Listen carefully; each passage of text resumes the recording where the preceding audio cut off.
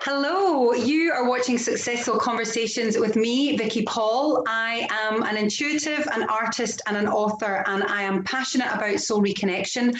And I wanted to do a series of inspirational conversations with people who are living a soul-centered, heart-led life for the purpose of shining a light on some of life's big questions, and really just sharing their stories so that they can inspire you on your journey. And I'm delighted to have Alison Strandberg with me today. Alison and I met, I did one of her therapies, which we're going to talk about today, but Alison has been a therapist for over 23 years, a holistic practitioner in particular, and she's got loads of different modalities under her belt, but is focusing at the moment on family and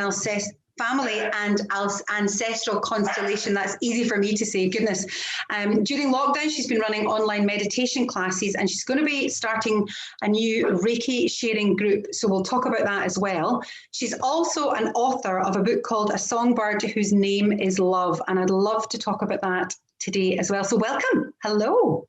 Thank you very much. And I'm very, very happy to be here. And thank you for asking me to come along. My pleasure. I'm just going to get my wee dog up. She's desperate to come up. Goodness, sorry. Oh. This is Lucy, everybody. Say hello. Oh, she's gorgeous. So she's been champing at the bit to come up. We'll just put her down there. So you do quite a lot of different therapies, but you didn't always work as a holistic practitioner. And I know this because we've chatted, but can you just share a wee bit about your journey? Yes. Well, what happened, I did a degree in Scandinavian studies, which is rather unusual in itself. And it led me to Sweden, where I met my ex-husband and ended up living in Sweden for 15 years. And during that time, I wasn't doing any kind of spiritual work. I'd always had a sense of being connected and since childhood, but didn't really know how to use it properly. It was there in the background. And the marriage wasn't a particularly happy one, I suppose. That was it. And so I was quite down. And I remember an occasion that really kind of sat with me, that kind of woke me up, it was watching a film by Shirley MacLaine. It was from her book, Out on a Limb. And it was on one New Year's Eve, and I was utterly stuck to the screen. So I couldn't even listen to what was going on. And it was about her spiritual awakening and how in the end she went to Peru and she went through a whole lot of different experiences. And I was transfixed. And after that, things seemed to change within me. And I stayed on in Sweden for a few years. I was divorced for 4 years before I actually made the decision to come back to Scotland. And that was what I call one of my circus canon moments, which is where I had always felt that there were moments in my life that I had no control over. And it felt like when I had actually come to a conclusion and decided this is what I was going to do, that I was kind of shoved in this circus cannon and shot out the other end because it was so quick. And that's what happened. So I ended up moving back to Scotland, but I didn't at that point have any qualifications at all in anything that was really going to help me to move on. And because my background was in Scandinavian languages and things. And so I had to kind of reinvent myself. And that was where I started. And what was that like? Because a lot of people who go through a spiritual awakening feel that there is a reinvention taking place. But I also think that everything that's going on with the pandemic and coronavirus, there's a lot of people who will maybe lose their jobs or been furloughed or made redundant, and there is an opportunity to potentially reinvent themselves. Can you just have a chat about what that was like for you, and if there was any kind of guidance that you got? I mean, you mentioned Shirley MacLaine, but was there anyone else that you used as support for that transition, and where did you get the inspiration from to follow a particular path or train with, one of the many modalities that you now do? Well, I think when I came back with 3 children, 3 small children, smallish children, and it was difficult because I had to sort of start all over again. I was extremely lucky because I actually was living with my brother, who had decided that, I could go and and start out again. So he gave me that starting point, which was incredible. And from there, it was like the universe opened it up for me. And I started first doing a counseling course, an evening class for a couple of years. But at the same time, I met people, and one of these people has become a very dear friend, and she was studying reflexology at the time. And so I became her feet when she was practicing. So, and I think that was our introduction, because she had somebody on her course who was a spiritual healer. And she said, shall we go along? Shall we go? So we did. I mean, green as could be. We had no idea. And off we toddled. And it was an amazing awakening. So that was one of the big things as well. And from there, it was like all the doors started to open. And I started studying all different modalities. I started studying Bowen, which at the time wasn't terribly well known, body work. Yeah, so it just kind of flowed, but so much happened at the one time. It was almost that I was taken over by a greater power, if you like. That my life was being directed. It feels like you kind of surrendered to it. Was there any resistance or fear? Because it must have been tough being a single parent of 3 kids. You know, and at the time, I guess this must have been a few years ago. We're very lucky now that spirituality and all these different therapies and modalities are a much more accepted practice, but probably wasn't as much back in the day. Did you meet any resistance? Did you have any resistance yourself?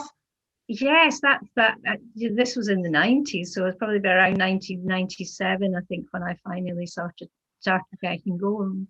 And at that time, it's quite interesting looking back on it. It was very much a man's thing about, you know, leading workshops and being in charge. And that's maybe not the right thing to say, but facilitating. Whereas now the change has been completely swung to the other side. So now it's all about women's facilitation and workshops. So it's been very interesting to see that working through as well. And yeah, resistance, I think I had no choice.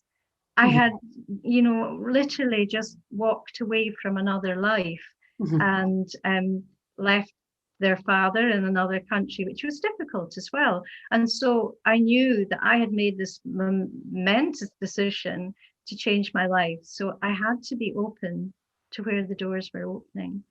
So I don't think I was particularly resistant, probably too open. So like I was like, where's the next experience? And I'd love to do this. And at the same time as I was studying body work and spiritual healing, I was also very involved with a group, and we were getting into channeling, which was kind of out there. So I was doing like both the sort of grounded work as well as the more esoteric, if you like. So it felt like I was being given a sort of a comprehensive training in something really great. So I was very, very lucky. It's interesting you talk about that, the channeling, because I want to just bring up your book, which I've started reading. There we go. A Songbird Whose Name is Love. And you talk about in the back that you started writing this in the late 90s. And it being a strange sequence of events after you'd attended a workshop on past lives, and you had a traumatic experience. And I don't want to give too much away about the book, but could you just let us know what that past life experience was like, what the traumatic event was? Because what I'd love to do is just share the sort of the good, the bad, and the ugly of spiritual awakening and the spiritual process, because there's so much amazing joy in it, and once you've opened that door, there's no going back. But I also want to be very candid with people that sometimes it can be pretty bumpy. Yes. No, you're absolutely right. And I mean, it sounds as though I just sort of flowed through it, and that's not quite the way it was. It was more like it was the doors opened, but at times, I think the biggest thing, and I'll come to the book in a second, was it was self-esteem, you know, because you come together with other people who are doing the same thing, and you start to weigh up, am I good enough to do this? Oh dear, I don't think I'm. That was a huge part of my development. Can I just interrupt you momentarily there, because that's a massive thing for people, you know, self-worth, self-esteem. and will be hitting a lot of people, you know, myself included. You know, I still struggle with self-worth, particularly, you know, I'm an artist, if those who don't know me, and you know, whilst I know my art, you know, I trust it, it's an intuitive spiritual process, there's still self-worth issues there that, you know, I'm like, how am I still having these self-worth issues? You know, so what did you do to try and shift those self-esteem, self-worth challenges or blockages? I think I was incredibly lucky to meet people who became mentors for me, who could see what was the potential that was there that I just couldn't see myself. And I was very, very lucky to be taught by them, really, and to learn where they had, you know, where they had walked before me. So I think that for me was having somebody behind you to say, you can do this. But mainly it was pushing yourself. It was just going, just do it and let it flow. Feel the fear and do it anyway. Yes, exactly. And that was one of the first books I read. I'll never forget that one. It was an amazing book, Susan Jeffers. It was incredible. It's like, there is no right way. It's just go, just move. That's basically it. Yes, exactly. Guiding can be hard. Yeah, sorry, I interrupted you. So back to the yes, to the past life workshop. Yeah, this was in the 90s. It was to do with the people that I was working with, the channeling and past lives, all sorts of things. And it was a huge workshop. I mean, don't know if I would recommend it. There were about 70 of us in that workshop. And I think that's too many people to work with. He was an amazing guy and he did amazing stuff, but it was quite traumatic. And at one point he asked me to get down on my knees and to look at the person, one of the people I'd come with, this man, and to look up at him. And he said to me, is this the monk who raped you? And of course, I mean, it's like so out there. It was like, what? And all I can say is I heard this voice screaming and I thought, who is that? And I realized it was me. And the words that were coming out of my mouth were the shame, the shame, the shame. And yes, and it went on from there. And I think, you know, I realized there was something big that needed shifting. And then around the same time, I had been told about inspirational writing and how you could just sit down and write what came onto the page. And I thought, oh, I'll give it a shot. So I did. I thought, right, let's see what happens. And within minutes, I was writing and I had like 2 A4 sides. And it was a voice, because it started with, you know, you could hear that it was the voice of somebody speaking. And so I was quite amazed by this and realized that there was a connection. But it wasn't easy. It wasn't an easy task to write, because at the same time as I was writing it, there were similarities appearing in my own life, like a mirror. And so it took me from 1997 to 2016 to actually get that book written.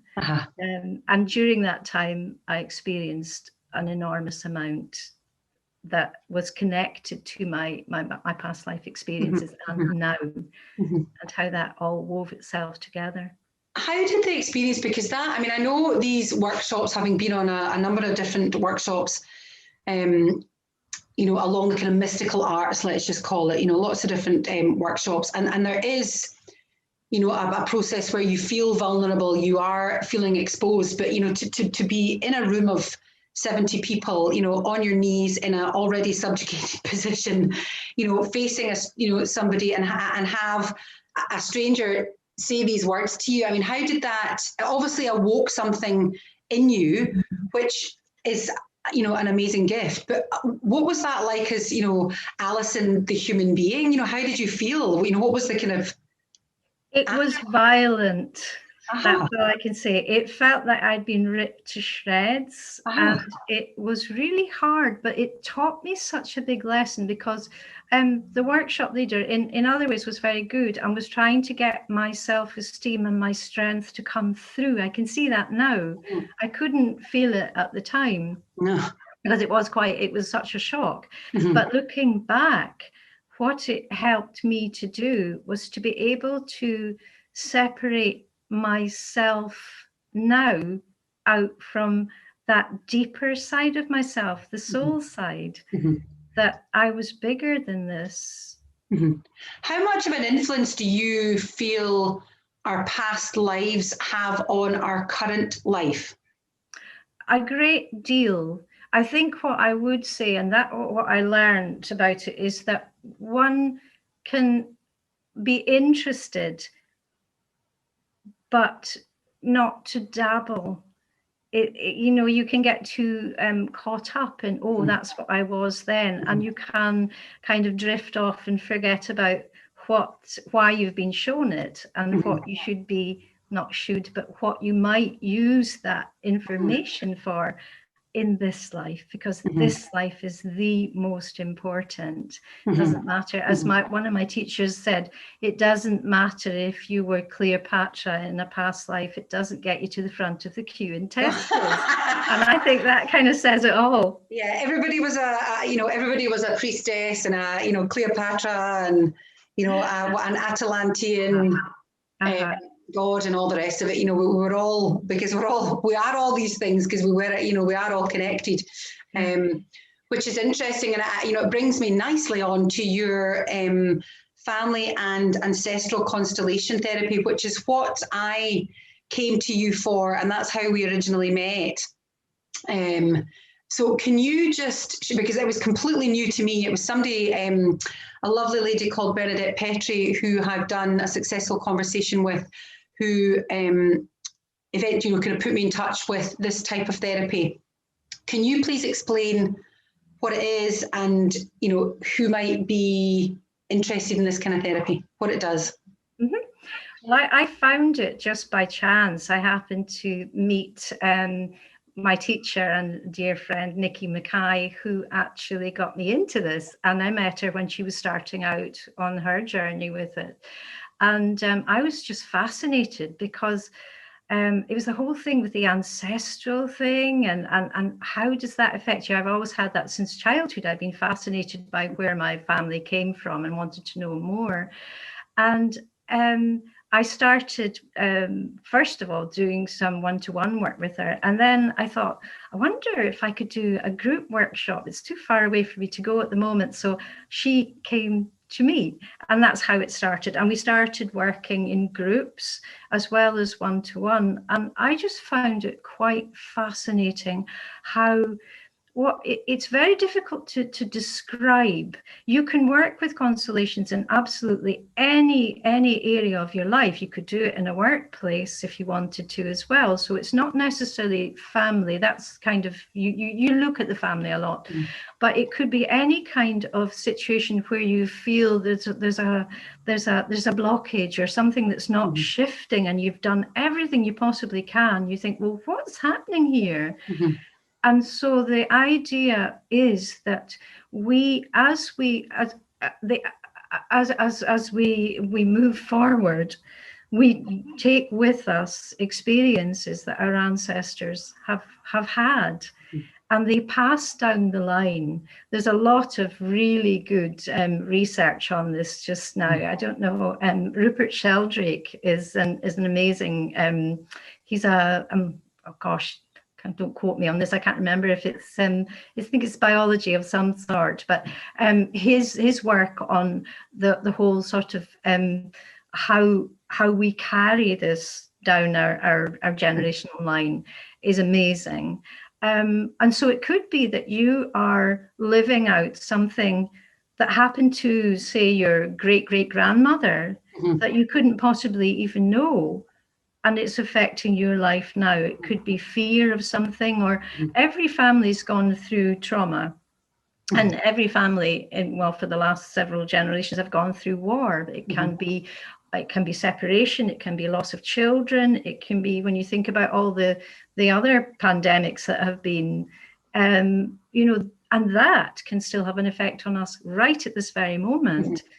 So there's a lot of people that have or feel a challenge in their life, feel a blockage, and when they explore it, can't equate it to anything that's going on in their life at this point in time.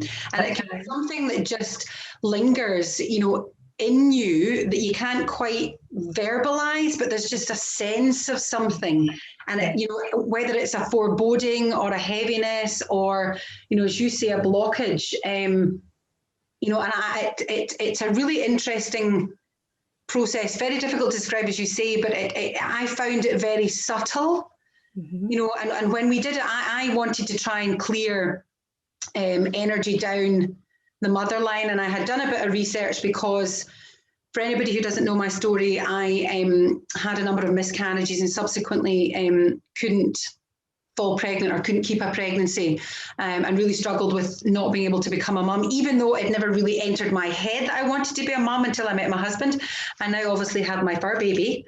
And I was kind of struck by that. And then the other thing was I kept getting challenged with sort of health issues down the left-hand side of my body, from my tooth to a knee to lower back, all manner of stuff. And that's obviously there's a feminine side of the body. And this is how I came to find out about the work that you do. And we sat and you talked, kind of guided me through not a guided visualization, but you talked and I visualized in response to what you were telling me, is probably the best way of describing it, I think.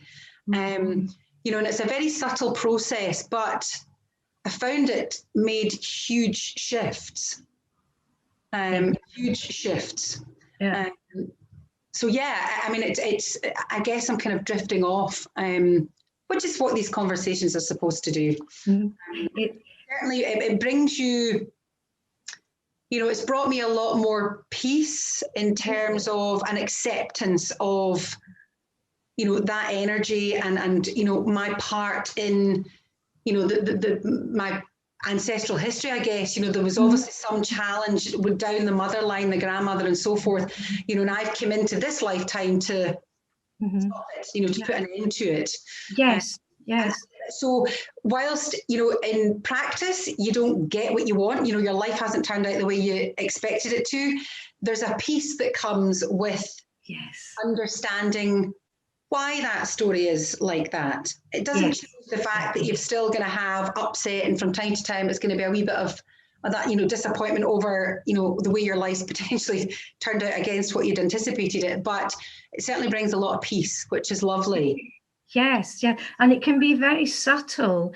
It's an incredible way of working, and I thought maybe I could share a little bit about how it's worked with me for somebody in my family. I have a blog on my website, which I don't upgrade as often as I ought to, but I wrote one just recently from Remembrance Day, and this happened in a group workshop, and I knew that my great uncle had been killed in the First World War, and that's about all I knew. I didn't really know much about it, but we discovered, where he'd been killed and everything eventually.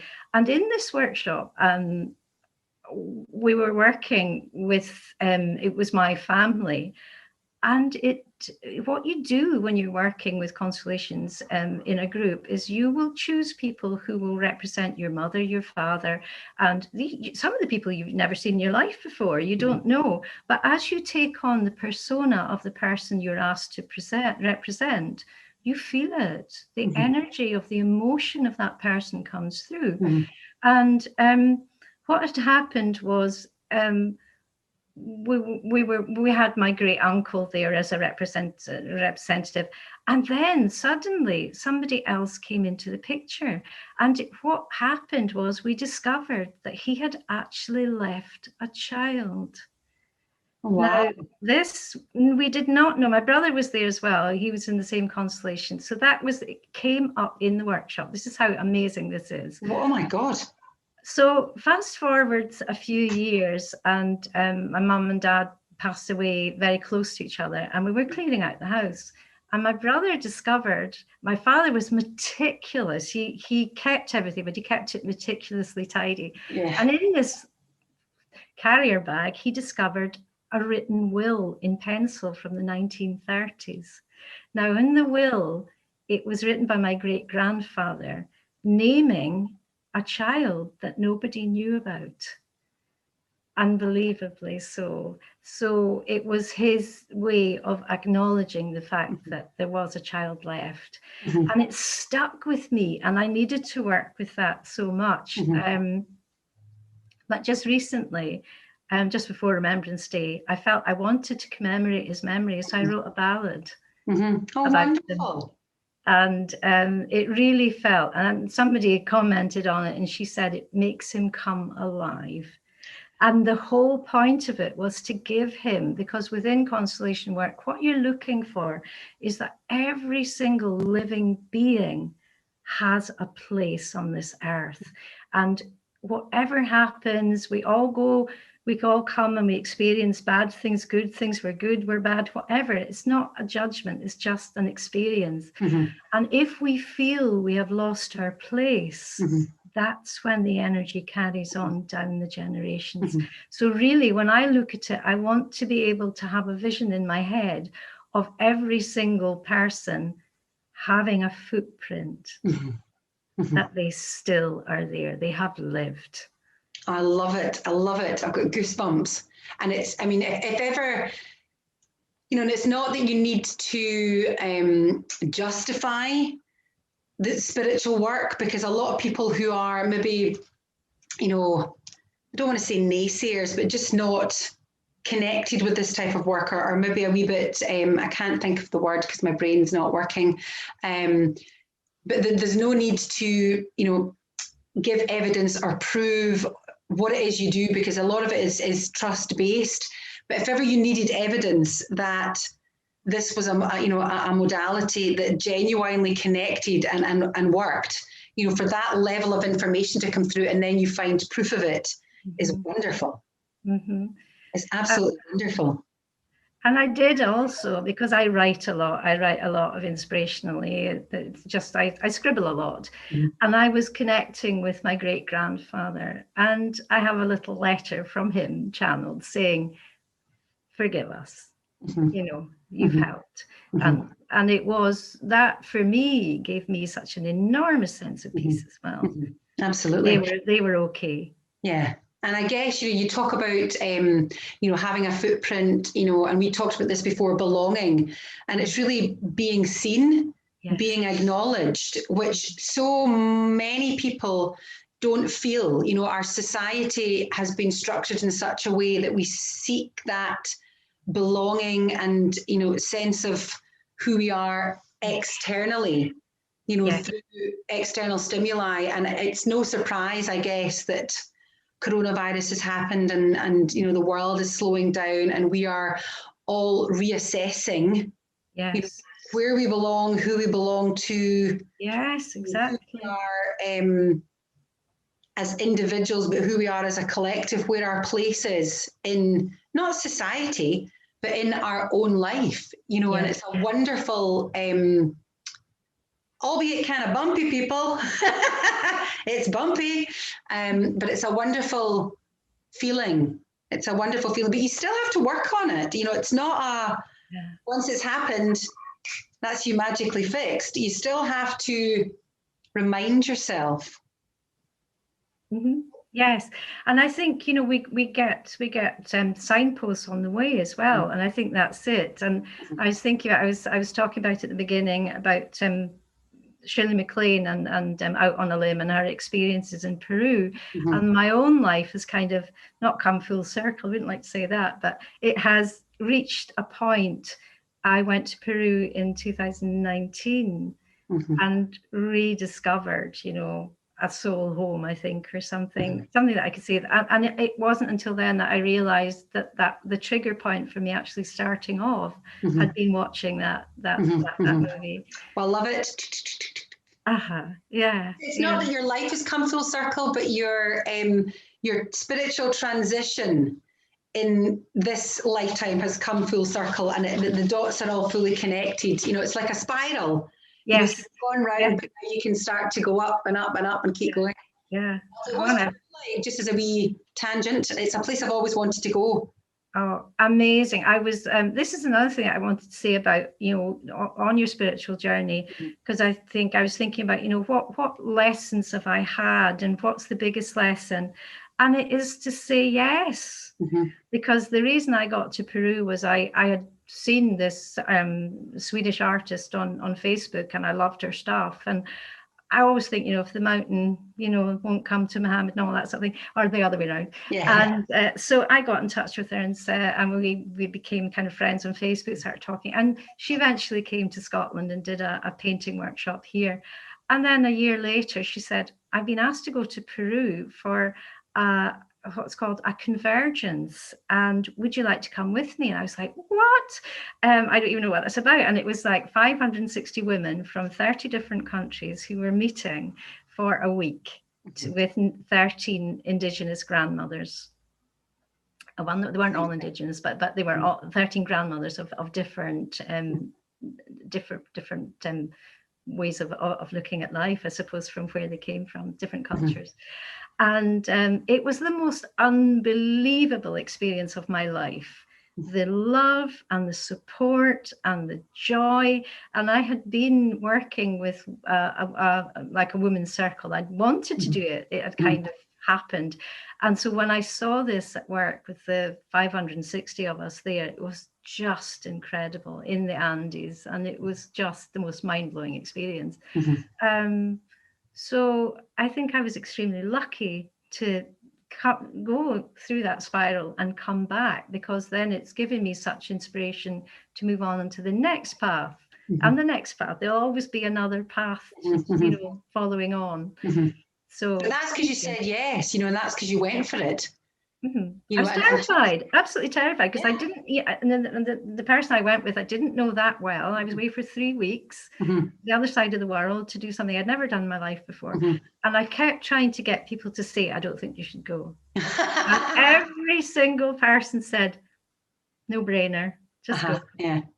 And I think so. That whole thing, that's probably my motto: is say yes. And if it's a heart yes, if you feel it from your inner soul, if it's saying to you yes, the mind will go like me, please tell me not to go, but the heart's going, you have to. Yeah. And the universe will find a way. I don't know whether it was you I told this story to, but I'd watched Tony Robbins' You're Not My Guru, or I Am Not Your Guru, and on Netflix. And there was a lady that got pulled out of the audience who had a really harrowing story. She had been in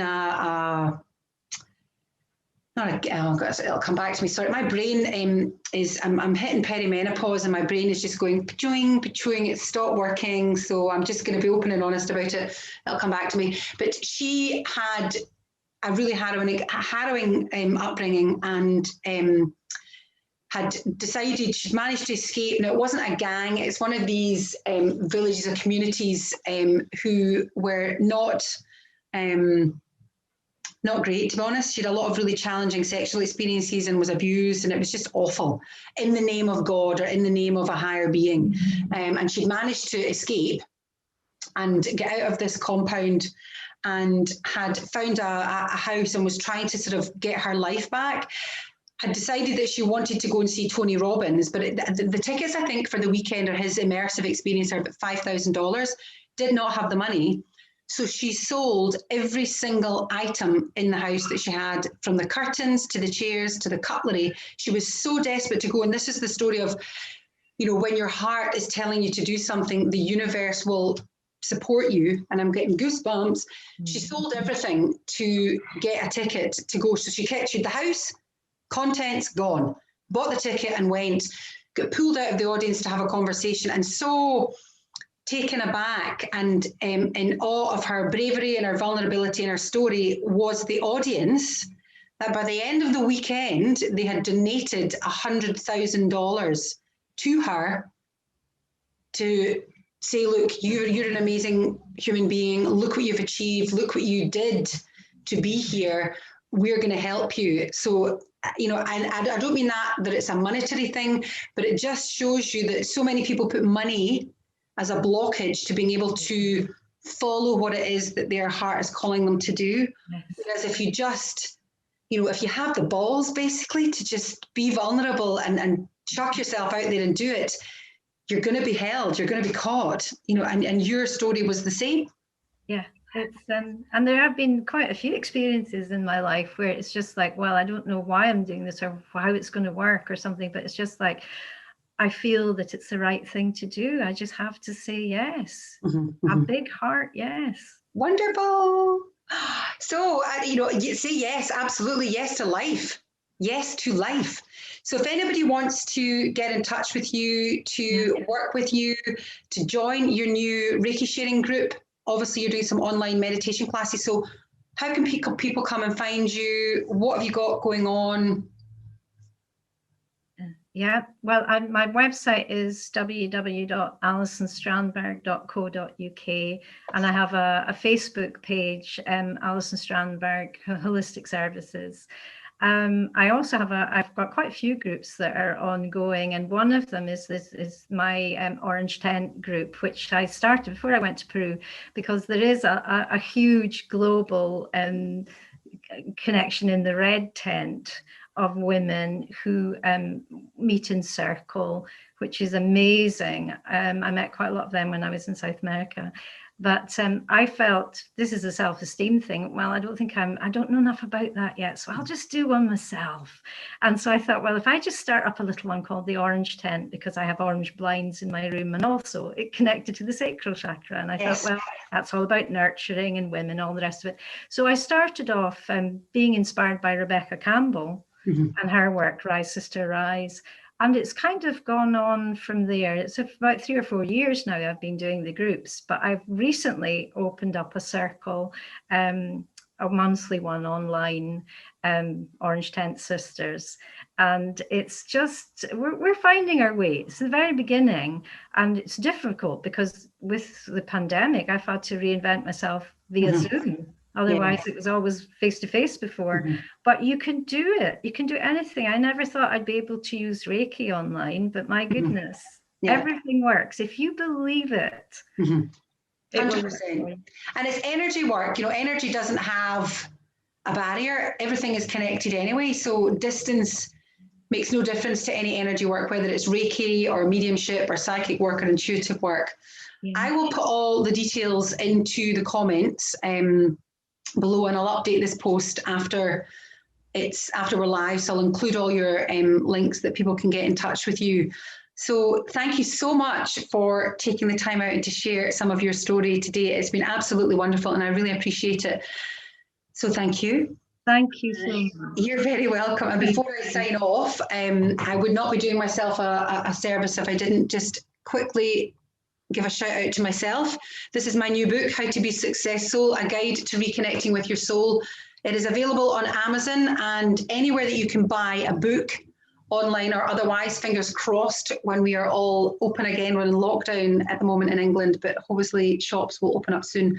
So I would really appreciate if you are interested, if it touches you, if you feel that there's anything going on in your life that you want to shift, or you just want to find more peace, balance, joy, then do check out that book. And if you don't already, please subscribe to my YouTube channel. And you can also get in touch by joining me on my website, vickypaul.com, and joining my mailing list. There's lots of freebies on there. So thank you so much. Have a great afternoon wherever you are. Much love. Take care.